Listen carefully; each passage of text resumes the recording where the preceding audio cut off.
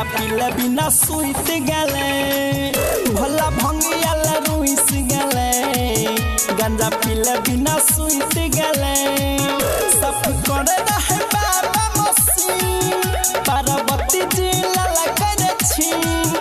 बाबा पत्थर में घुस गले गांजा पीले बिना सुइत गले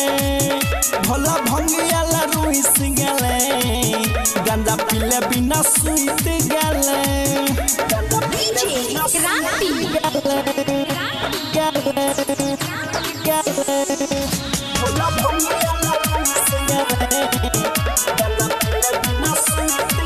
मैया बाबा के मनबे बाबा लोग नहीं आबे ओकरा रहे रे भंगिया के गोसा भोला मैया से कहे हमरा या नाम नहीं बोलबे नेता उखड़ लेबो तोहर झोटा गरम हो गेले बाबा के मियाज जे की करे दी है सब दिन रियान बाबा मैया से रुइस गले गांजा पीले बिना सुइत गले बाबा पत्थर में घुस गले गांजा पीले बिना सुइत गले